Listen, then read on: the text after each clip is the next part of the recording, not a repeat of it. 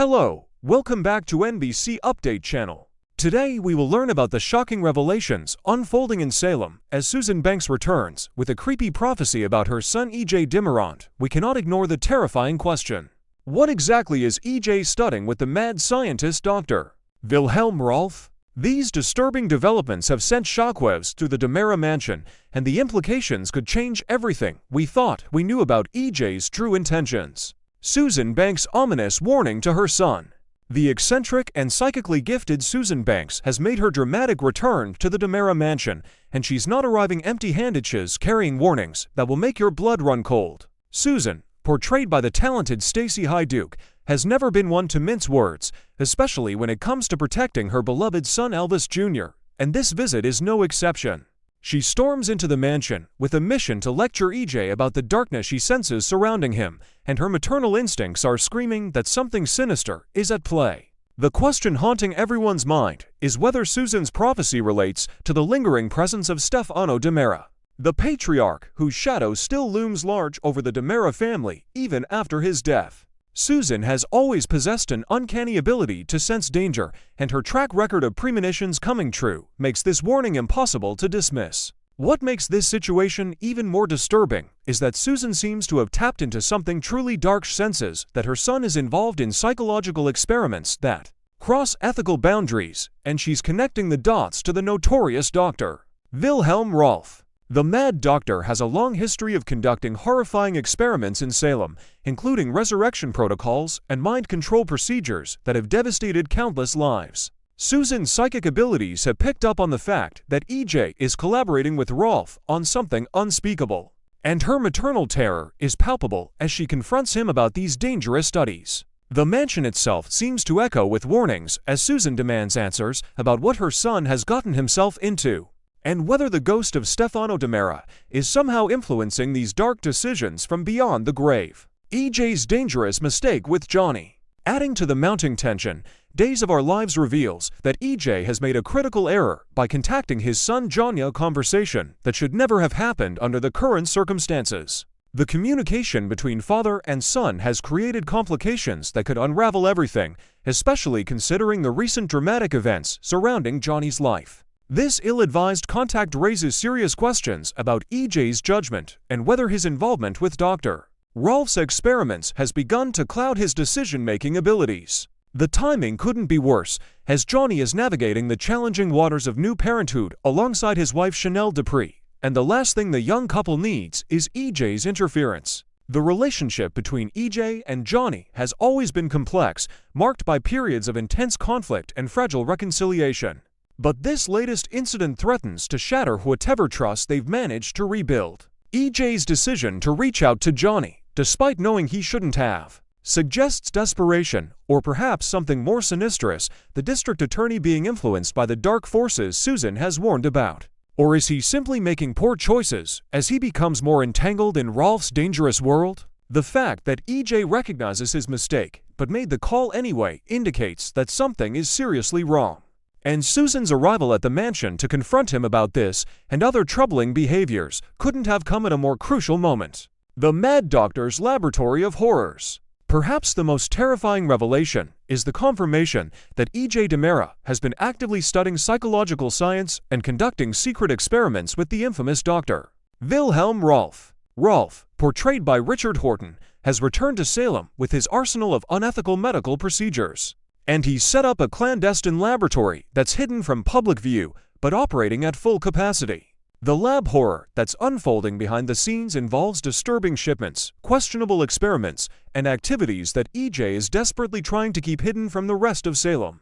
The timing of these operations is particularly suspicious, as EJ has orchestrated them to coincide with major community events that serve as perfect distractions. The new hospital wing that EJ helped establish has become the cover for these sinister activities, with Dr. Rolf conducting experiments that push the boundaries of medical ethics and human decency. Mark Green has been dragged into this nightmare, potentially facing serious legal consequences if the truth about Rolf's operations comes to light. What exactly are they working on in that lab? The evidence points towards something connected to Stefano Demera, possibly a resurrection project or consciousness transfer that would bring the deceased patriarch back in some form. EJ's involvement in these experiments raises horrifying questions about his true motivations. Is he trying to bring his father back? Or is he attempting to harness Rolf's knowledge for his own dark purposes? The secrecy surrounding these operations is absolute, with EJ issuing orders to multiple people, including Gwen von Leuschner and Rita Leslie, to ensure that the laboratory activities remain hidden during public events. The level of coordination required to keep this conspiracy under wraps suggests that EJ has been planning this for months, carefully positioning himself to have the resources and cover he needs to work with Rolf on projects that would shock Salem to its core. Susan's psychic warnings about her son studying with the Mad Doctor may be the only thing standing between EJ and a point of no return, where he becomes so consumed by these dark experiments that he loses himself completely. Cat Green fights back against her attacker. In a completely separate but equally dramatic storyline, someone attempts to rob Cat Green, and the fierce young woman refuses to go down without a fight. Cat, portrayed by Annalyn McCord, has been through tremendous trials recently, and she's not about to let some criminal get the better of her. The robbery attempt unfolds with shocking violence, but Cat's survival instincts kick in immediately, and she battles back against her would-be assailant with remarkable courage. The identity of her attacker has become a major point of speculation, with many fingers pointing toward Liam, the troubled young man who has been systematically skipping out on his obligations. Liam Saleko was supposed to be attending mentoring sessions and literacy tutoring with Abe Carver as part of his sentencing requirements, but he's been conspicuously absent from these meetings. Abe, who has shown remarkable patience and willingness to give Liam a second chance despite his cruel treatment of Theo Carver in the past, has been left disappointed by Liam's failure to show up for their scheduled sessions. The young man's pattern of skipping out on his court-ordered program raises serious red flags about what he's been doing with his time instead. And the timing of Cat's robbery attempt seems too coincidental to ignore. Could Liam be up to no good, escalating from bullying behavior to actual violent crime? The question of who will come to Cat's rescue adds another layer of intrigue to this dangerous situation. Will EJ Demera play the hero, stepping in to save Cat despite being embroiled in his own dark dealings with Dr. Rolf? Or will Chad Demera be the one to rush to her aid, furthering the growing connection between Chad and Cat that has been developing in recent episodes? The rescue scenario could have significant implications for Cat's relationships in Salem, potentially drawing her closer to whichever Demera brother comes to her defense during this terrifying moment. Additionally, there's speculation that Jennifer might go on a rampage when she learns about the attack on Cat, adding even more explosive drama to an already volatile situation. Sean Douglas Brady returns for Belle. Family support takes center stage as Sean Douglas Brady makes his return to Salem screens, portrayed by Brandon Beamer, just when his wife Belle needs him most. Belle is facing an incredibly difficult time as she deals with her mother Marlene Evans' latest health crisis. And having Sean by her side provides the emotional anchor she desperately needs during this traumatic period. Marlena's mysterious illness has been progressing, with strange symptoms that have doctors baffled and family members terrified about what's causing her decline. The beloved psychiatrist has been experiencing disturbing episodes that seem to be connected to something supernatural or sinister happening in Salem.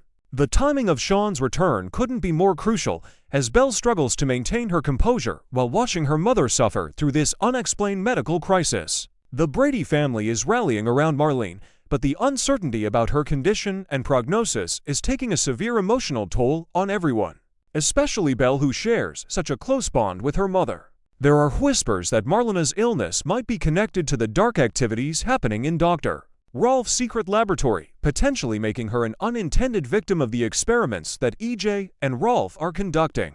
Some Salem residents are already starting to point fingers at EJ, questioning whether he could be responsible for Marlena's mysterious ailment. Sean's presence provides not just emotional support, but also a sense of stability during a time when Belle's world feels like it's crumbling around her. The couple has weathered many storms together throughout their relationship, but watching a parent suffer through an unexplained illness ranks among the most painful experiences any child can endure. As Marlena's condition continues to perplex medical professionals, the family must consider whether traditional medicine will be enough to save her, or if they'll need to confront the darker forces that may be at play in Salem.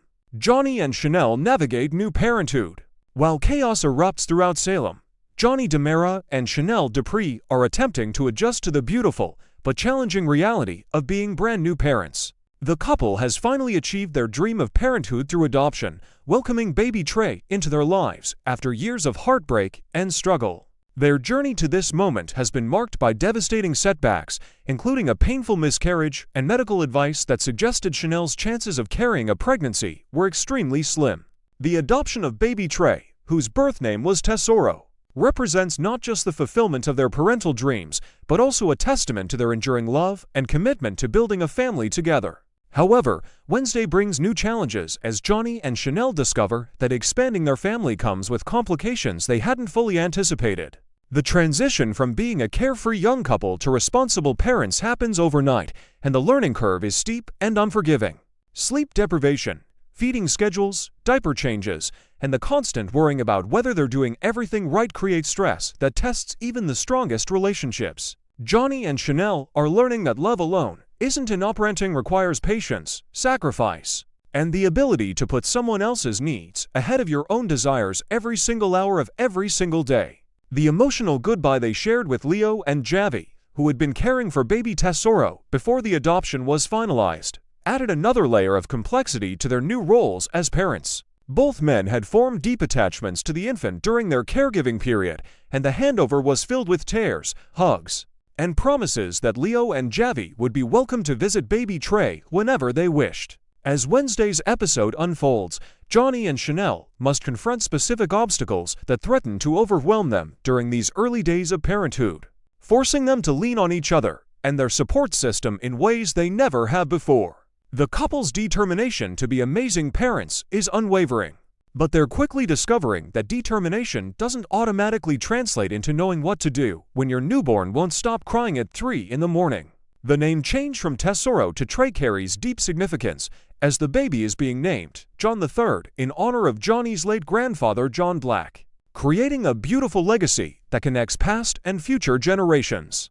This adoption marks a permanent shift for Johnny and Chanel on Days of Our Lives, solidifying their evolution from young lovers to a core family unit within the show's fabric. Their story promises to deliver compelling drama centered on the realities of parenthood, balancing careers with family responsibilities, and maintaining their romantic connection while raising a child who depends on them for everything.